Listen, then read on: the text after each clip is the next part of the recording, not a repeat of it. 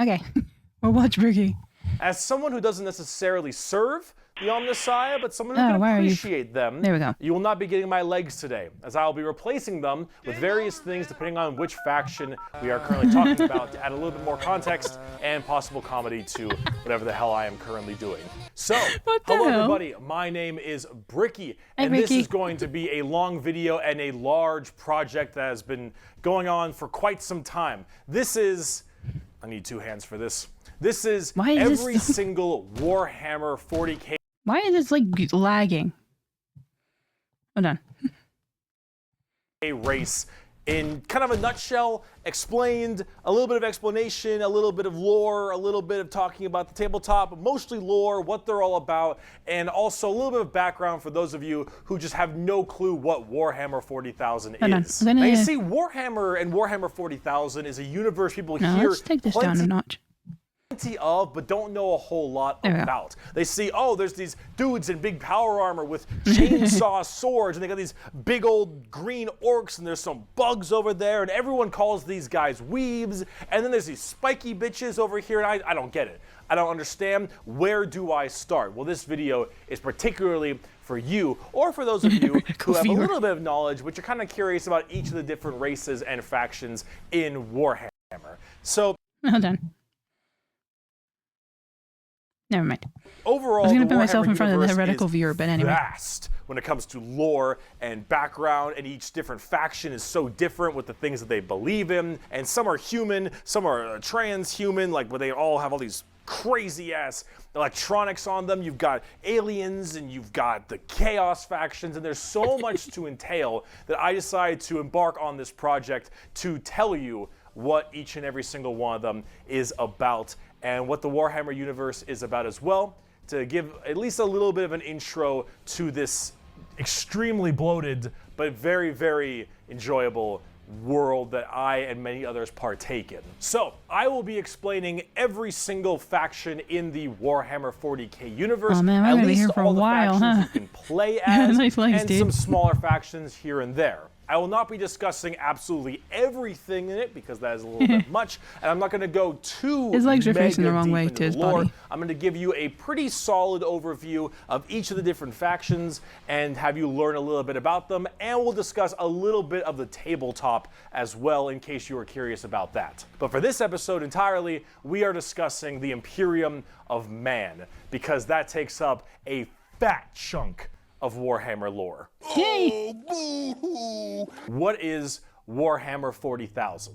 Well, the 40,000 starts off is the year 40,000, the 41st millennium. That's Dang it. where it takes place, is in the year 40,000, 41,000 AD. You're already more knowledgeable. Let me read you a quote, first of many quotes in this video. It is the 41st millennium. For more than 100 years, the Emperor has sat You're just immobile getting at on the my eyes. golden throne of Earth. He is the master of mankind by the will of the gods, and master of 1,000,000 worlds by the might of his inexhaustible armies. He is a rotting carcass, Dang it. writhing invisibly with power You know, from you're the just gonna have dark to miss age parts. of technology. I can't He keep is my the head out the way. carrion lord of the Imperium, for whom 1,000 souls are sacrificed every day so that he may never truly die. To be a man in such times is to be amongst untold billions. It is to live in the cruelest and most bloody regime imaginable. These are the tales of those times. Forget the power of technology and science, for so much has been forgotten, never to be relearned. Forget the promise of progress and understanding, for in the grim, dark future, there is only war. There is no peace amongst the stars, only an eternity of carnage and slaughter, and the laughter of thirsting gods. So 2025 then. And, well, basically the 2020s as a whole then. Everything blows. And it blows fucking hard. Warhammer is probably the most dark and depressing universes ever in fiction, or at least like top 3. Everything is so absurdly horrible, destructive, or overpowered that it all kind of ends up canceling itself out. It's like Dota. War rages across the galaxy. Interstellar travel is only possible due to sacrificing 1,000 souls a day to a rotting carcass of a man who you believe to be your god. Demonic gods. So Donald Trump then. Just demons tear open the fabric of reality on a whim. Other Xenos or even other humans end up killing each other in untold billions across the galaxy. It is a time of unending war, slaughter, and a bloodbath amongst everybody. Planets are deemed unrecoverable and are completely destroyed on a whim. Everything sucks, but that's like the charm of it. See, everything in Warhammer is evil, but being evil. I love that. Everything sucks, but it's kind of charming. Like, life as we know it has ended. The world is in ruins. But you know, I kind of dig it, you know? Evil is kind of fun. Like, humanity, in its own right, is a xenophobic, prejudiced, and religious zealot group that kill each other just as much as they kill all of their enemies. And they're like, this just sounds like right now. Mid to high tier evil on the evil scale of Warhammer. Nobody is good. No matter who you are, everyone is some flavor, some color of evil. Whoever you pick, you are going to be the bad guy. But that's the fun of it. Because being the bad guy is badass. Villains are cool. They look cool, they got cool outfits, they got cool weapons, they got cool armies. Villains are cool, man. And when everyone is a villain, everyone is pretty cool. That's what makes this so charming, is that everyone can be the bad guy. So let's start off talking about the main bad guy, quote unquote. Yeah, absolutely. The Imperium He's got the of best Man. legs. His hair, whack. His gear, whack. The Imperium of Man is the main empire of the human race. All of humanity is under this one flag called the Imperium. And about 10,000... Is that it, basically? Like, the world is in ruin, everyone is bad, everything sucks. But that's kind of good, I suppose. Years That's ago, what I'm getting so man. far. He was the Emperor of mankind, a 10-foot-tall psychic demigod who led humanity across... I'm not gonna lie, I kind of feel like this guy's compensating for something. Like, you don't need an armor that big. Like, unless you are, like... Resident Evil, no one really... No, I suppose that's fair. But no, you do not need an armor that big, unless you are compensating for something. I'm just gonna say. Across the stars to colonize tons and tons of worlds, he is that big. create Okay, superhuman soldiers, and really bring humanity into a new age. This man, the Emperor of Mankind, was a psyker. And a psyker is like a... Okay, for someone who's that big, his head seems very tiny. He's like all mass, but his head's like really small. You know? Magician of sorts. In the world of 40k, there is the warp, the immaterium, kind of like hell, but sort of like a purgatory dimension of hell. You don't need and one that big unless you're, someone who can take that power trying to make up for and something. manifest it through their mind to use it to do stuff, like witchcraft stuff, magician stuff, spells, and lots of other things, but we don't want to get too into that. The Emperor, big boy psyker. Top tier, A+, maybe even S. Now, the Emperor created a bunch of sons. Yes, created a bunch of sons known as the Primarchs. I read that as bronies, I'm so sorry. 20, the Emperor of Mankind likes bronies. 18 Primarchs to have them lead all of the different legions of humanity to the different stars and planets to help colonize and bring it out. These Primarchs are basically like little versions of the Emperor. Not all of them are psychers, but a lot of them are very, very powerful, and they lead his special Space Marine Bricky's copying me. Then this big clusterfuck happened called the Horus Heresy, where the Emperor's favorite son, the Primarch, Horus, ended up joining Chaos and leading 9 of the 18, half of his Primarchs directly to Earth to fight down the Emperor himself. Now, if you want to know what Chaos is, remember what I mentioned earlier? The warp, that immaterium, the hellish place? In there lies the 4 Chaos gods. Imagine like Satan and 3 other Satans. The warp being kind of evil, those Chaos gods, that's the reason. And so those Chaos gods manipulated Horus, and then Horus helped manipulate all 8 other Primarchs to lead this giant coup directly on the Emperor on Earth. And they fucked up shit. After this huge civil war, Horus died, but not before brutally wounding the emperor, and right at the end of his life, they put the emperor on this large golden throne on Earth, in which he is now alive, just barely, but slowly rotting away, powering something called the Astronomicon, so long as he stays alive, and is fed 1,000 people a day. The Astronomicon is like the... 1,000 people a day? Like, I should just die. That is not a life to live. Like being stuck to a gold throne, being fed 1,000 souls a day just so you can stay alive. Like, just die. I'm sorry, that sounds really mean, but please. It's going up to, oh no, that's nothing. 1K souls for waste doing is nothing. Oh god. North Star. If you want to do interstellar travel in 40... I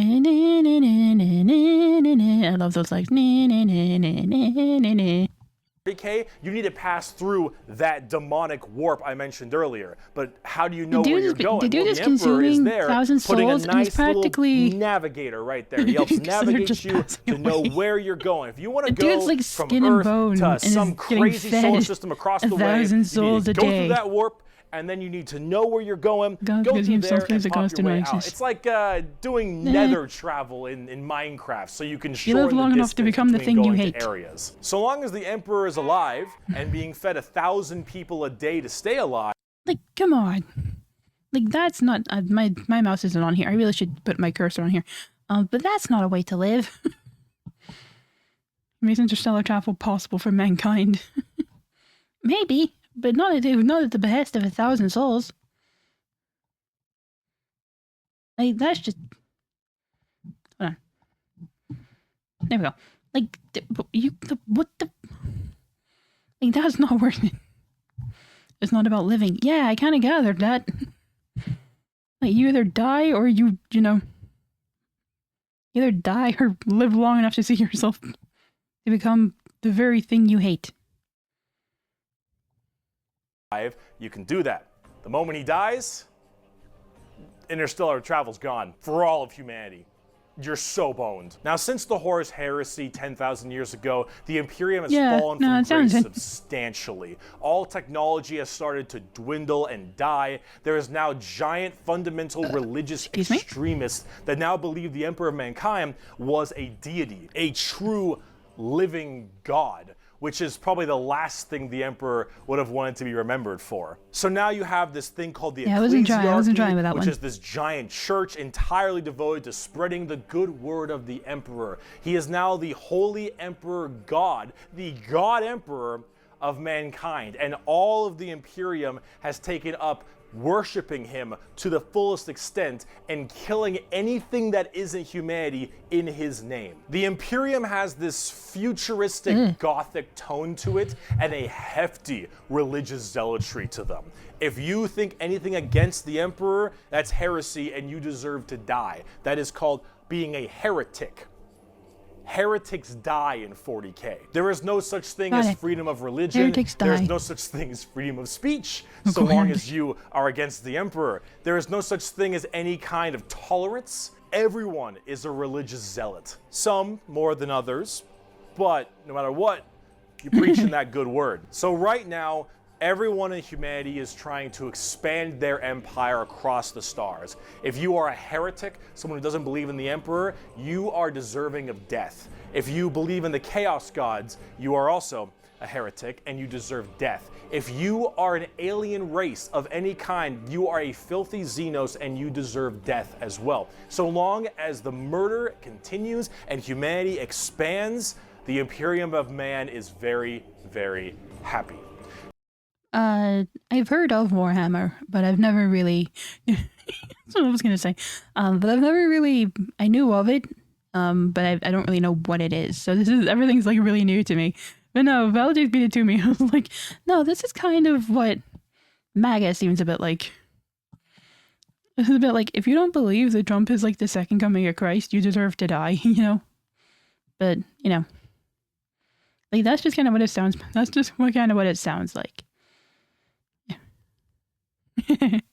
It does look pretty cool, but I have no idea. It appeals to the male fantasy. Yep. Yep. Dying with glory. Yep. Yeah. I don't really know what to make of it so far. Everything's a bit kind of like, what? However, the largest fighting force of this Imperium is my personal favorite faction, and the first faction we will discuss, the Astra Militarum, or also known as the Imperial He's got some dope Guard. scars. Pretty shit now, man. You finished? That's it, man. Game over, man. The Imperial Guard is the main fighting force of the Imperium, and in a world of horrifying creatures, galactic monstrosities, the literal demons themselves breaking through the fabric of time to kill you, the Imperial Guard are untold billions of regular men and women wearing modern day like flak armor with a laser rifle. This is the humble las gun, the main weapon of the Imperial Guard. It fires superheated plasma lasers at an extremely fast fire rate. It is reliable, never jams. It can blow off limbs, giant holes in concrete. It is overall an extremely devastating weapon in modern day. It is one of the weakest in the 40K universe. Yeah, a laser rifle that never jams, it could blow off limbs, one of the weakest weapons.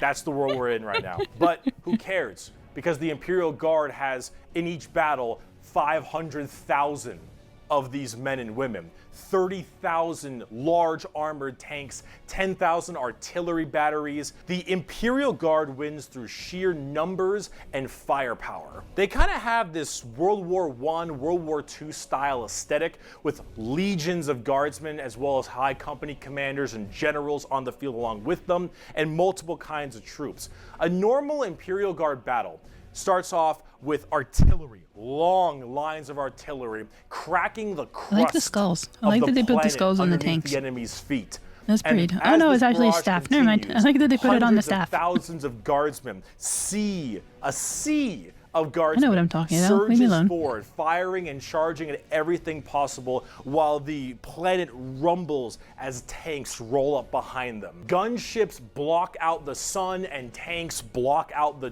dirt with the steps and hoof prints of millions of guardsmen. It is through numbers and sheer sundering firepower. They are the first and last line of defense for the Imperium and make up a huge bulk of the battles. The Imperial Guard is also made up of tons of different kinds of regiments. The Catachin Jungle Fighters live in a death world that's more hospitable than almost any firefight they'll ever get into. So they just have this steroid-looking, giant knife, Rambo Predator-looking sons of bitches where nothing is anywhere near as scary as a simple knight.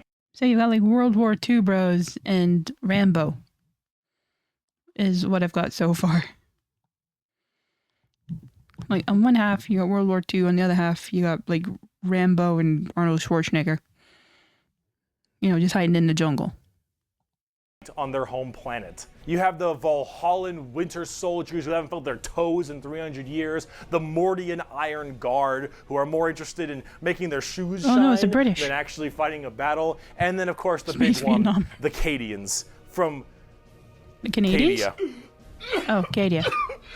The biggest export of guardsmen in the entirety of the Imperium. You will fire your first gun at 5. You will disassemble and reassemble it at 10. You will have pounding artillery drills day in and day out at 15. And you'll fight your first Swarm Lord at 16. And if you mention Cadia, you will burst into an unrelenting amount of tears and sadness like I do daily. To quote, I have at my command an entire battle group of the Imperial Guard, 50 regiments including specialized drop troops, stealthers, mechanized formations, armored companies, combat engineers, and mobile artillery. Over 500,000 fighting men and 30,000 tanks and artillery pieces are mine to command. Emperor, show mercy to the fool that stands against me, for I shall not. The Imperial Guard are my personal favorite faction in 40K. They're the army I collect the most, the ones I enjoy playing the most, and the one I enjoy in the lore sense a lot. There's something about just a regular man with a laser rifle being told to charge the horrors of this universe and willingly doing so for his god emperor. It's just these guys seem pretty dope. They actually represent the main Imperial Guard tactics pretty well. Large amounts of artillery that doesn't require a line of sight, lots of tanks, tanks, tons of infantry, It is a bit like drop Doom. troops, and It is a little gunships. bit. Overall, they're pretty similar to how they sound, though a little bit expensive to collect, unfortunately. And they don't hit a lot. They have a bit of a bad aim, but you don't really care because you're just drowning them in shots. However, if you want more accurate fire and specialization, y'all are just having a good. You're all just having a party, and I'm just like, Space Marines. The Angels of Death are up next. Space Marines are genetically engineered super soldiers and superhumans. They're given extra organs, their skin tissue is toughened, their bones are stronger, they're taller than the average person. They're pretty massive people, and these are the specialized super soldiers that carry out a lot of the more specific tasks for the Imperium. And there's tons of legions of them. In fact, there's one per Primarch. Like Transformers. Each Primarch, the Emperor's son, as I mentioned before, oversees if you press their belt, they just turn into like a truck or something. The genetic upgrade they get is based on the genes of said Primarch. It's something called a gene seed. That's what brings them up to this like superhuman level. As stated, each Primarch has their own legion. Robot Girly Man has the Ultramarines. Jagatai Khan has the White Scars. Rogel Dorn has the Imperial Fists. Corvus Corax has the Raven Guard. And there's a whole bunch of other side sections that are also extremely interesting and have a little bit more of a twist on the average Space Marines, which we will discuss in a bit. Humorously enough, I don't have a whole lot to say about Space Marines. They're superhumanly fast. In fact, it's been said that nothing that large should move that quick. These I was trying to figure out what they looked like. It's Buzz Lightyear. Fast speeds, their reflexes are faster, their skin is tougher. They are overall just extremely Space powerful Ranger. soldiers. In fact, where they differ comes down to which Space Marine Legion we're talking about. For instance, the Ultramarines done by Robot Gilliman are the main blue boys, strong in almost every way. Yeah, but they the look like jack Buzz of all Lightyear. trades kind of group that are a little bit too Are they strong. spring wings from their that's a back? lore problem, Yeah, they'd pretty much just be like a the giant Buzz White Lightyear. Scars by Jagatai Khan are all about speed, freaks, Hey, go motorbike. fast. We're talking attack bikes, we're talking land speeders. You want to go in quick, you want to hit them hard, you want them to be swarming around like buzzflies. Buzz saws. Buzz Lightyear. With the speed of buzz saws. Fuck you, Pale King. Salamanders love fire. Fire in the forge, fire in battle. Flamers, melta-guns, multi-meltas. Just so long as something can be burning, that's big. And they're also actually some of the nicest of the Space Marines. A lot of Space Marines have this kind of like holier than thou thing because of their genetic strength. However, the Salamanders tend to put human lives above the lives of themselves, which is actually rather rare. They're also all black, but not like just regular black, like 2 a.m. line at a White Castle black. Like they have a charcoal, dark, ashy exterior and blazing red eyes. Apparently something about living on their home planet of Nocturne, which I don't know if that makes much sense, but who cares? This is like fantasy land anyway. Overall, Salamanders are actually one of my personal favorite legions because they're just really cool. They're fun to play as. They look dope, flamer though. weapons, and they have a nice, like, more heartwarming lore as opposed to being super evil like everyone else's. Oh my god, we're not even a quarter of the way through the Space Marine Legions. I'm just trying to Imperial Fists, mind the everything. power of the siege and defensive positions. Raven Guards, master of stealth and sabotage while having bird helmets. Iron Hands, masters of machines and vehicles while being really goddamn good at being sold on eBay after one nerf. Space Wolves, Vikings and wolves and tons of wolves and axes, battle axes, fur everywhere. Space Wolves, angry, big teeth. Nice. Blood Angels, the genetic defect to make them want to drink blood and go crazy, called the vampires. Red Thirst. They have Cupid wings and stuff, which is a little bit strange, and they are all super gay for Sanguinius. Dark Angels are old school knights and inner circle theme and... Are you a heretic? Me? No, never. Once in a blue moon, I know. Death Watch, a fancy-pantsy anti-Xenos group that nobody plays because Death Watch, and they look cool though, but no one plays them. I don't know about Death Watch. They're there though. Black Templars, for the people who, if you haven't prayed at least 3 times a day, you're gonna start praying out that airlock, and I'm sure there's some other chapters I may have missed as well, like Crimson Fists and stuff. I'm gonna include that. Y'all better start praying or you're praying out the airlock. Like, you know, start praying, you're gonna.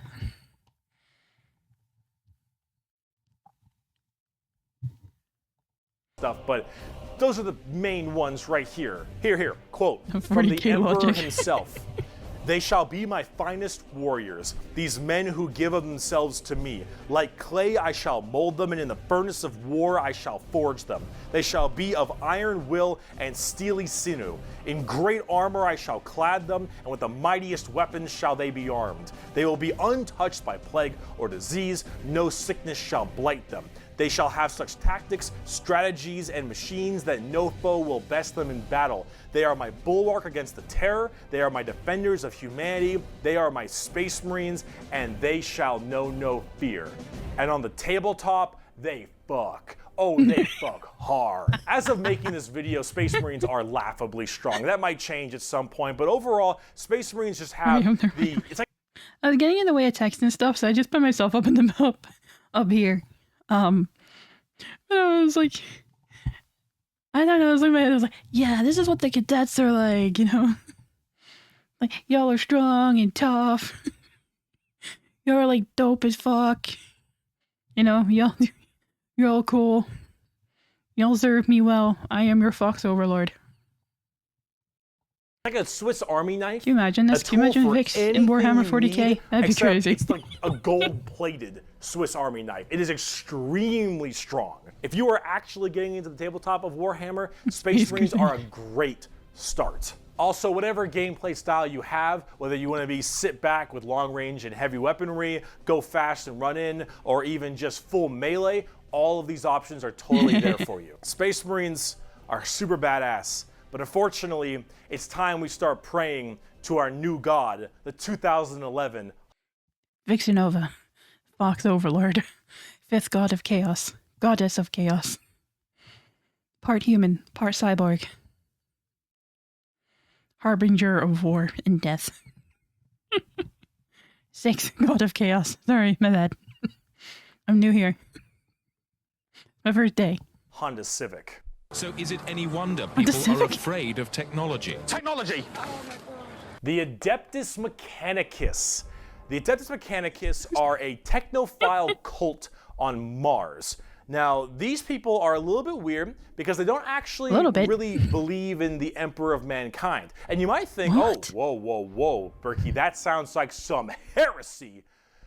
A little bit. They believe in the Emperor, they believe in his power, but they don't pray to him. They pray to something called the Omnissiah. And the Omnissiah is this kind of machine. No, actually just because someone put into that, there's a little bit of like Vyx lore I'd love to go into. But the thing about like Vyx's lore is it's quite dark. You know, where like it's not all like happy bubble gum, you know, cotton candy clouds and stuff. Her lore is quite dark actually. But we'll go over that another time. God, we have they the good heretics. Permeates in all machines. And if you think, well, wait a minute, they believe in a different God as well? That sounds like super heresy. Well, yes-ish, but they also make all your guns, and they make all your tanks, and they make everything that you have. So you can't really tell them to fuck off because you're not going to win nothing if you don't got stuff to shoot people with. See, their Omnissiah at least makes sense from their standpoint. They believe it to be a deity that permeates through all machines. Your Honda Civic, your standard bolt gun, your Dune. So what I'm getting is like you can't kill these guys because they essentially make everything you need for the space conquest. So it's like they're heretics, but we kind of need them. I'm doing good. Hi, Glenn. Welcome to the stream. We're reacting to Warhammer 40k. Yeah, that's what I'm kind of getting is like they're heretics. Yeah. It's like, oh, mighty MacBook in the sky, please do not give me scuff issues for my stream. Yeah, that's what I was kind of getting from this. It's just like they're heretics, but we can't really kill them because otherwise we have no guns. Is what I'm getting. Strider Walker, your giant mechs, your huge ships. The Omnissiah is present through all. And the only reason your stuff works is because the machine's spirit in it says it works. If you want your gun to work, your tank to run, you must pray to it. And I mean full stop. you need to start chanting in high Gothic. You need to burn incense. You need to sit on your knees and pray to that car. You need to rub oil on your robes, and you need to go humana, humana, humana, humana, humana, humana. Full stop. If you want your damn thing to work, if you want your gun to fire, you need to do that. They are very bizarre. So I gotta do a ritual to my MacBook, is what you're saying?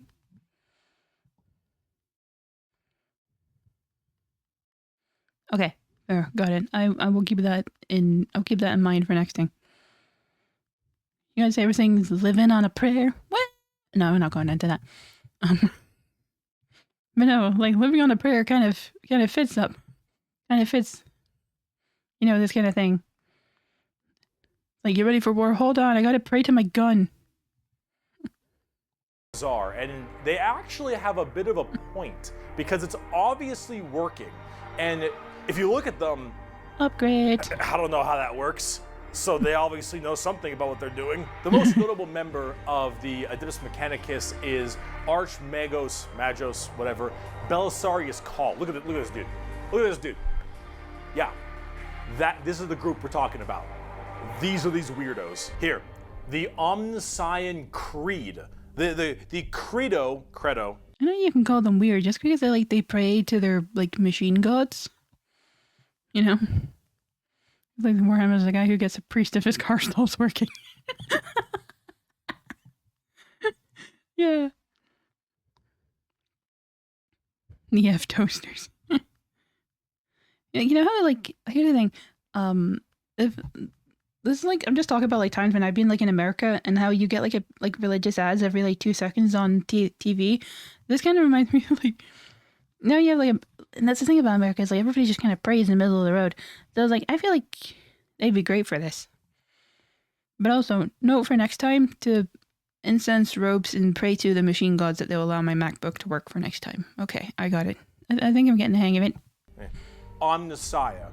There is no truth in flesh, only betrayal. There is no strength in flesh, only weakness. There is no constancy in flesh, only decay. There is no certainty in flesh, but death. Flesh is weakness, flesh is death. The Omnissiah is the god of the machines, and if you wish to be whole, if you wish to be holy, if you wish to give unto him, you must saw down your limbs and remove your organs and replace them with mechanical parts, because that is what he wants, and that is how you will become enlightened. Hard technophiles mixed with religious extremism.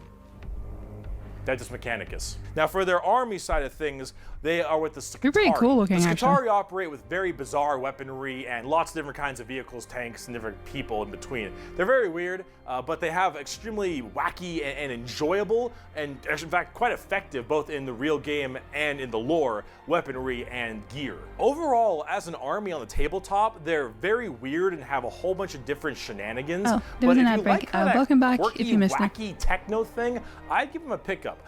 Hell, sorry about that, Mr. Fish. Welcome back. They're so paranoid. I didn't realize there was an ad crazy. break. I'm sorry. These Dune Striders you see right here, one guy was able to make them work. One guy, and he died. And they're so scared Unfortunate. they'll never RIP. work again that they keep them on and they never turn them off, and they run around in a circle the whole time until they need them, and then they corral it and they go into battle. Yep. The Adeptus Mechanicus. Now, if you want to talk about faith, though... That reminds me of something I like Mad Max. Let's talk about the Sisters of Battle. Yeah, sisters! has fallen for an eagle in Lego City. The Sisters of Battle of the Adeptus Sororitas, if that's how I pronounce it correctly, is an all-female group of battle sisters going through the ecclesiarchy section of the Nuns with Imperium. guns. The ecclesiarchy is, of course, the church. This is, imagine a private army of the church, which is scary, and it is. The sisters are an extremely zealotous force, and they take this to a full extreme. They believe in three main things: faith, martyrdom, and fire. Through the Bolter, the Flamer, and the Melta, the Sisters of Battle are extremely potent at taking out chaos and heretics. Mainly heretics, because as they are a fighting section of the Ecclesiarchy Church, that's the big thing they want to kill. Any form of heretic your name, but I probably ruined it. I'm so sorry. Justice through those three main weapons, the Bolter, the dope, Flamer, and the Melta. That'd be like a cool Vtuber model if somebody could pull it off. Prejudice. Literally. They are the closest things we have to nuns in space. And I'm talking hardcore nuns. They carry holy fire on their backs. They have holy books and sigils all across their armor. Their main battle tank is a fucking pipe organ missile launcher. They have small... No, that's kind of fucking sick though. That's kind of sick though. I like that. I like these ones. I like the nuns with guns. They're pretty dope, actually. They're cool. Babies that they I like the pipe organ on the tank. Removed their That's cool. brain capacity to make them little servant cherubs to fly around and give them ammunition and shit. They drop churches There's an actual from Vtuber low like that? orbit Cool. as mini drop pods onto battles. They drop churches into battles and they blare war hymns and holy music from their frigates in low atmosphere and shower holy water across the battlefield. These are the people you are dealing with, and they're fucking awesome. They can literally... I love that they can just drop a church in battle. Like death by church. Can you imagine that? No, but these ones are cool. I like these ones. stave off demons. Yeah. On the tabletop, because their faith is that strong. Remember the warp, the demons from the warp? Well, the warp also manifests in your mind. All of your emotions, negative and positive, go through the warp. It's the immaterium, the place of all things. So if you are that mentally fortified, that mentally strong, you can stave off horrifying demons. And all these girls, it's an occupational hazard, definitely. Not a crack in that mental armor. Now, as much as a meme as they are, and as much as their models look a lot like Ongo Gabloglian, yeah, which I can't unsee anymore, I gotta say, I love their design. I think they're extremely cool. They're another army that I'm currently collecting. They just released a whole new line of figures very recently, and they look wonderful. Everything from Celestine, the living, literally undying saint, from the triumph of Saint Catherine, which is literally a funeral procession as a model. Those organ tanks I mentioned earlier. This shit is the most over-the-top badass. Like war, but make it Catholic. A lot of the Warhammer universe, and goddamn it, is it over the top. But Sisters of Battle are so cool. While I'm a guardsman at heart, this is such a cool faction. Like, here's the thing. Like, this is like so cool to me. I think because it kind of like appeals to like the kind of Catholic aesthetic, which I dig. You know, oops, sorry. I kind of dig that whole kind of aesthetic thing, even though I don't really, go to church anymore. Something like this just kind of, shall we create the Cadets Crusade? Yes. Can you imagine they included the Cadets Crusade into Warhammer? I think we need to be like pretty big for that to happen, but that'd be pretty cool. But I like this part, I think, because it just kind of itches my kind of Catholic aesthetic part of my brain. But no, these are cool. I like these ones. My Bolter Shell, Flamer Burst, and Melta Blast, the mutant, the heretic, and the traitor alike are cleansed of their sin of existence. So it has been for 5 millennia, so shall it be until the end of time. And speaking of burning demons, I can see! I can fight! the Grey Knights are the first army I actually collected back in 7th edition. The Grey Knights are a super secretive and much more old school look at power armored knights, except they are all psychers. All of them have that crazy space magic magician shit. For every 100,000 guardsmen, there's one Grey Knight. For every 10,000 Sisters of Battle, there's one Grey Knight. For every 1,000 Space Marines, there's one Grey Knight. Grey Knights dope, are the strongest This is of kinda the cool. strong, both in mental will and absolute just strength. These are Space Marines that are all high-level psychers, all of them able to specifically do one goal, Well, and they're that like- is they do look kill like they could crush demons. you. The Emperor believed that the demons of chaos were the #1 threat to the Imperium, and he probably is right. However, this group is entirely based on doing that through a myriad of tactics. Coming from the planet, or I guess the moon of Titan in the Sol system, the Grey Knights are thrown through extremely rigorous training and are as clear of mind and soul as they possibly can be. Since the demons of the warp are the warp and your mind projects to the warp, people can go insane very fast, especially lower level psychers. These Grey Knights need to be able to harness the warp in the presence of demons and stay perfectly sane. One of their characters, one of my favorite characters, is named Castellan Crow. He has a demon blade, the black blade of Mahamahama, and he has to have it on him because it tempts everyone nearby, constantly beckoning them, use my power, use my strength, suck my penis, whatever the possibility.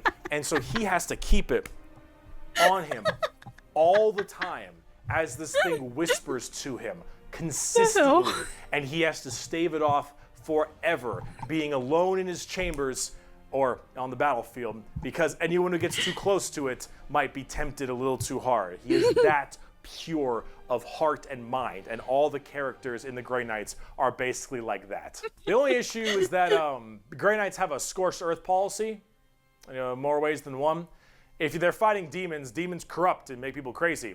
So if I'm a guardsman and I'm fighting demons, and the Grey Knights arrive, and they kill all the demons, I'm a risk. Oh. And so guess who's not making it out of there? On the tabletop, they're very strike fast, Yeah, strike definitely. hard This kind is of people. cool. This They is cool to teleport watch. all I around like the this. place. They are fast strike groups, small amounts of models because they're so dang strong. I don't They only entirely have get it, but so it's cool many to watch. characters, but with it, you get in there, you're very tough, very tanky, you hit really hard, and you try to bounce around the battlefield quickly, but you don't have numbers, and so every dead Grey Knight hits really damn hard. They're fun, though, if you like that kind of fast-striking kind of army. Oh, and also, Caldor Drago is a thing. We're not even going to get into Caldor Drago. All right, that is, oh my goodness gracious. I am the hammer. I am the mail about his fist. I am the spear in his hand. Though we are lost, I am the shield on his arm. I am the flight of his arrows. I am the hammer. I am the sword. I am the shield. I am a soldier at the battle at the end of time.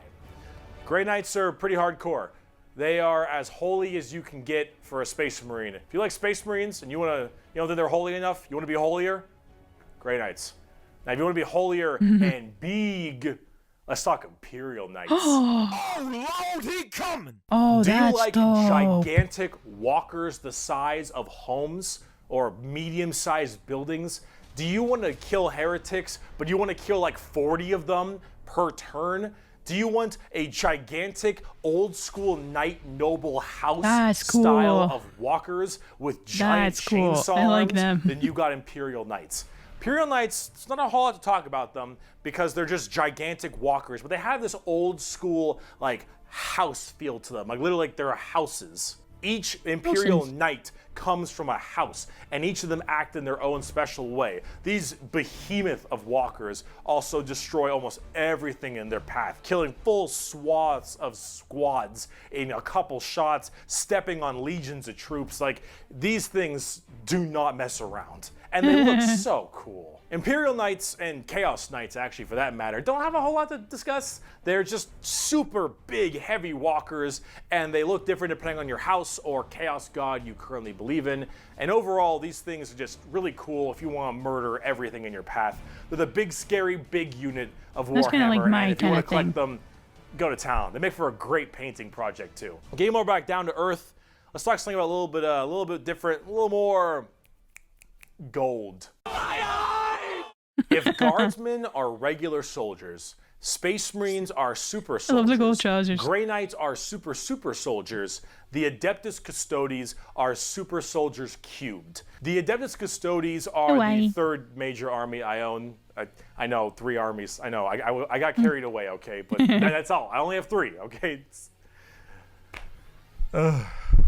They are our final brand of Space Marines, but these ones are super special. Okay, if a guardsman is 6 foot, a Space Marine is 7 feet, a custodian is 8 feet. These are the giant defenders of Holy Terra. It was like which is something also out of Bloodborne. Earth is Terra. Like the Earth, bridge. Terra themselves. These are the people that literally guard the Emperor's throne room, hence Custodes. These boys protect the Emperor's throne room at all times and are literally like handcrafted people. They're not humans brought up by a gene seer or something. These are all handcrafted super soldiers. I think from a tube. These behemoth of men are like 8 feet, 8.5 feet tall and functionally immortal. They stand still, spear in hand for hundreds of years without the need to sleep and barely even the need to eat, watching over the throne room and every other area of Holy Terra for their entire purpose in life. And oh my lord, are they terrifying. These custodians put Space Marines to shame. If you liked your super soldiers, these are your super mega soldiers. I can imagine this is, One of this is these quite men expensive. can take with, on probably 3 Space Marines and the most amount likely of, win. There are many different groups of figures you need to custodians collect. as well, like the Solar miniatures, Watch, sorry. or there's also one of my personal favorite, the Aquilan Shield. The Aquilan Shield go out to seemingly unimportant individuals and protect them because they believe that they are going to be doing something very important in their lives. For instance, let's say a regular guardsman gets the protection of this giant 8.5 foot tall golden god because that guardsman will end up becoming a general one day or something of that nature. Cool. The custodians work in mysterious ways. Yeah, and are no, I can almost see it being like that. outnumbered, I can see but it being like never that. This is pretty outmatched. dope, though. These people This is are cool. I like this. pretty horrifying, both on the tabletop as well as in the lore. There are very few of them, however, and there's actually an extremely small amount of them, but that's kind of the point. There's only so many of these people that can have war gear this strong, weapons this powerful, and training this good. And the custodians have all 3 of it. For 100 years, I stood my watch amidst the somber shadows of the Sanctum 10K? Imperialis. I was Jeez. still as a statue, but always ready.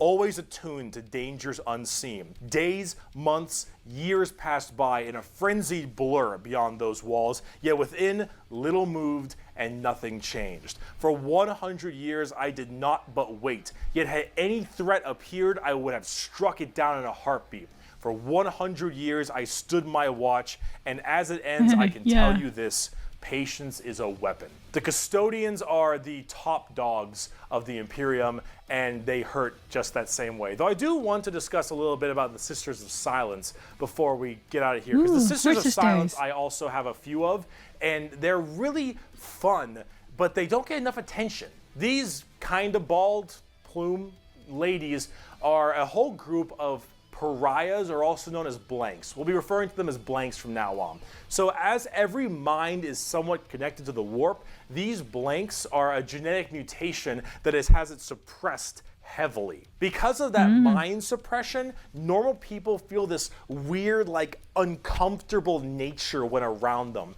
When a Sister of Silence walks past them, you feel ill. You feel just uncomfortable and strange. So most of them don't actually live past childhood, because once they are birthed, they're, well, you know, killed or something at a very young age because they just emit a horrifying aura. These ladies, however, are guardians of the I know a throne few as people well like that. for more psychic threats. See, none of the custodians are psychers, so they have a difficult time dealing with major demons and other kinds of psychic phenomena. These sisters are extremely specialized in it, all of them taking a vow of silence Welcome as they back. don't speak, hence the I'm glad you term got your Sisters power of back. Silence, but they communicate through hand gestures and things of that nature. But if there's a demon issue, if there's any kind of warp-based problem, the sisters are extremely adept at dealing with them, thanks to their blank gene. They normally work a lot of time with the custodians because we've they got have to deal about with both kinds of 10 threats, minutes. but they're not 10 minutes represented left. that way on the tabletop. In fact, they only have like one real model for them, which is very unfortunate. They make I hope people it gets, hate them for like, just used soon existing in their because I think they presence. should really be do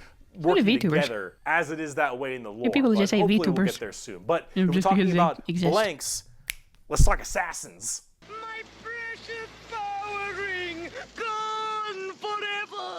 It's been a long video. We're about to round it out. We got this and one more human thing, and then we're done. The assassins, though, the Officio Assassinorum, oh boy, these people are deadly. Yeah, they're called assassins. They should be, but oh man. Yeah.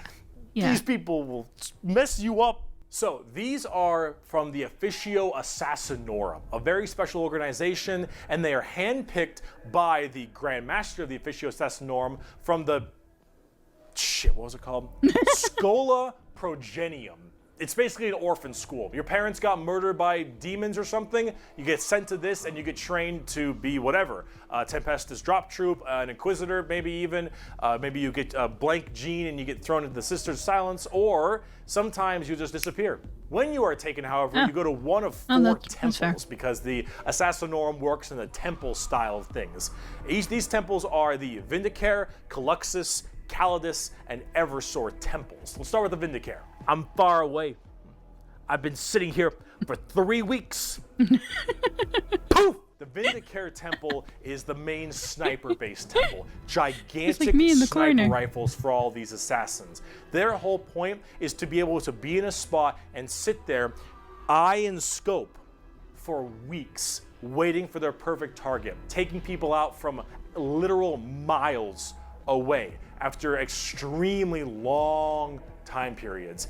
The Vindicare temple is about precise, perfect aim. There have been reports of Vindicares. A new question. Sorry. Sorry to interrupt. Is this like an actual suit, or is he like painted that color? I'm just wondering. Or is that like how they or is that how their body actually looks? Suit. Nice. Cool. Very tight fitting. I dig it. Being able to single out particular body parts from over 2-3 miles away. Temples in the head, the jugular, for instance, and been sitting there after weeks. And when they're ready, take that shot. Nice. Time is done. Packs them up. The Calidus temple, however, is.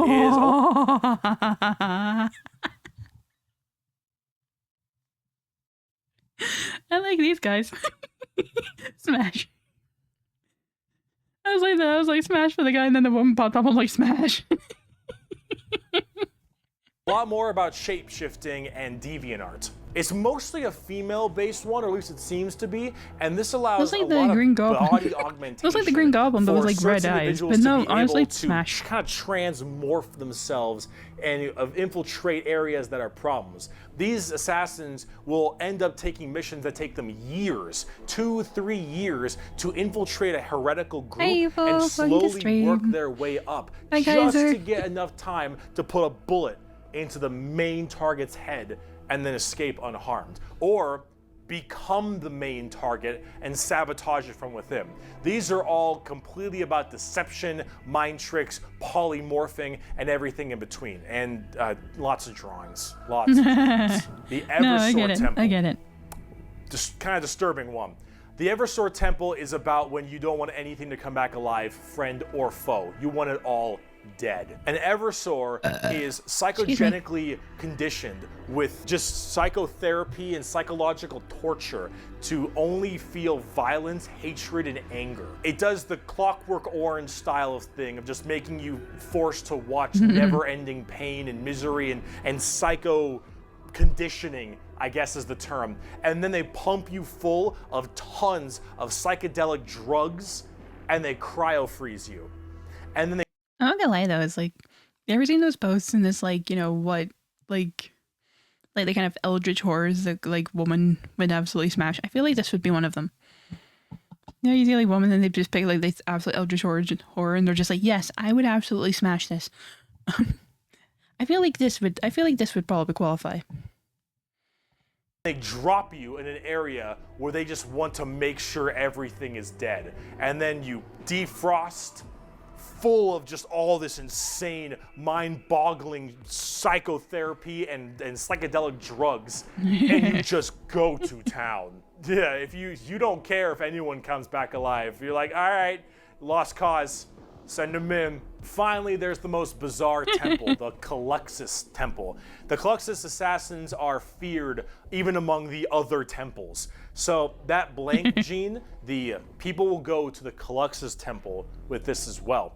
And this is where they can harness that to be massively Skeletor, but anti-psyker without or the even just robe. anti-regular people. They are That's what he seen looks with like. extreme fear and distrust among many, many people. They are described by the Eldar, by quote, as being pure evil. Imagine that uncomfortable feeling from that blank gene I mentioned, and then imagine them being taught and given equipment to amplify it by 100. If normally regular people feel uncomfortable, now they are basically akin to being a siren wailing directly in your ear. And if you're a psyker, oh no. The sheer presence of a Klux's assassin is enough for you to tear your skin off. You will rather gouge your eyes out and rip your nails off than even being near this person. The Klux's assassin is when you want psychers to literally lose their minds, and they will go on their knees and ask you to go. I know these guys are supposed to be like super bad, but I can't get over the leather suit.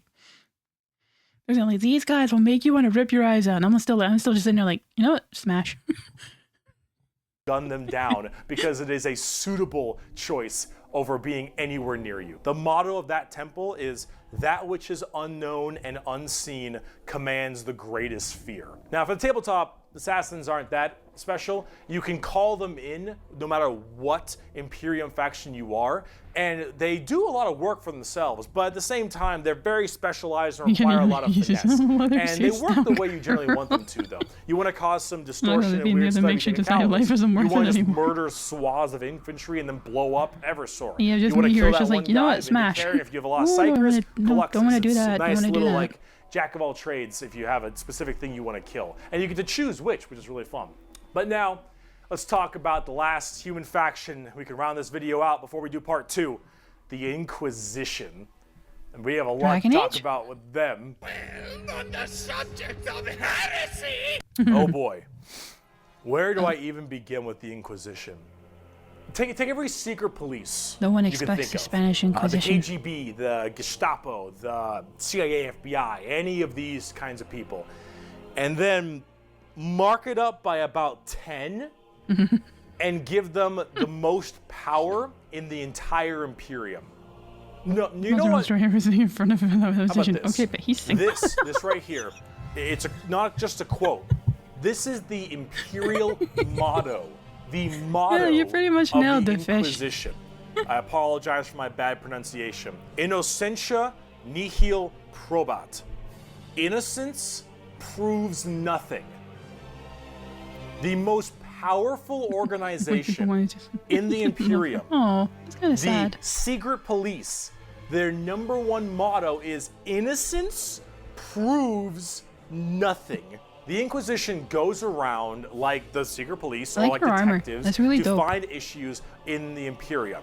And they have Looks like different something in ordos Bloodborne. depending on which one we're talking about. The Ordo Hereticus, the Ordo Xenos, the Ordo Malleus, for instance, and a whole bunch of other ones. Hereticus is obvious, they deal with heretics. Xenos tries to find alien threats, and Malleus is demons. They all have different specializations in what they're trying to go for as this Inquisitor. And that's what they're called, Inquisitors. Each of them, as an Inquisitor, has their own free reign to do as they wish. They may have a ship, It's all and a good. crew, No and worries. they go out to find problems and interrogate people a lot. They are above the law in every department over Space Marines. Now, the Space Marines might argue against them and stuff, and there might be a lot of blowback, but technically they are above them as Inquisitors. They are looking to investigate and figure out coups Does everyone and just cults carry and around the demonic book? incursions and possible Xenos Well, these ones carry around like a holy book. I'm just wondering, is that the case for like everyone? Threat coming into an area. They're about learning that stuff and actually doing detective work. And memes aside, they're pretty good at it. The Inquisition having all of this power does make them a little bit power hungry and frantic sometimes. And yes, it is still a bad thing, but most of them are pretty good at their job. And they spend a lot of time being very diligent to make sure that all of these leads they follow are properly correct. They're basically space detectives with just enormous power and sometimes a bit of a power complex. And we haven't even talked about Exterminatus yet. Exterminatus. Exterminatus is deeming a planet unfit to be saved. I deem that this planet is demon infested and taking it back will cost too many resources and is not worth it. I have now committed exterminatus on this planet. I will now sign the death warrant of They the just kill entire planets? Imperium planet, as it is unfit to take and better to be destroyed than allow the enemy to hold it. Good day when This it's can back mean for the Inquisition, the months saturation of shame have not been bombardment. forgotten. This can mean cracking the planet's core and breaking it apart. Doesn't matter. Render this planet inhospitable to all life. Yes, the innocents proves nothing people are the only people who can choose this planet must die in What its the hell? entirety. That's crazy. Yeah, you're playing the villain. Now, it is memed a lot, but most Inquisitors are very rare to do Exterminatus. Exterminatus is a very crazy thing. There's only so many worlds that you don't want to destroy all of them. Now, naturally, with the memes no, it aside, definitely there are sounds that some way, people Kaiser. who are a little bit rough on this one. Like when it's good, cool. When it's bad, oofed. But most Inquisitors generally don't like to do Exterminatus a ton, but it is an option they have.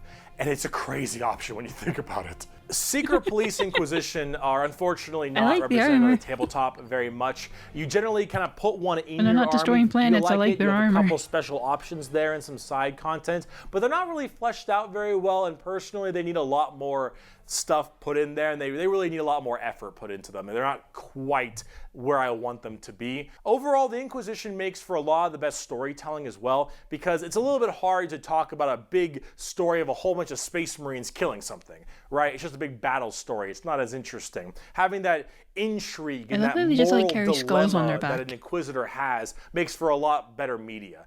And honestly, the more people do it, I think it's better, because then it adds a little more humanity to the Warhammer horrible, horrible grimdarkness. And wow, we just finished the humans, all right? Come back for part 2 when we talk about Chaos and Xenos, because we got to talk about the 4 Chaos Gods and all the Chaos Marine Legions and the Tau and the Necrons and the Orcs, and oh boy, we got a lot. I'll see you in part 2. That was crazy. What the heck?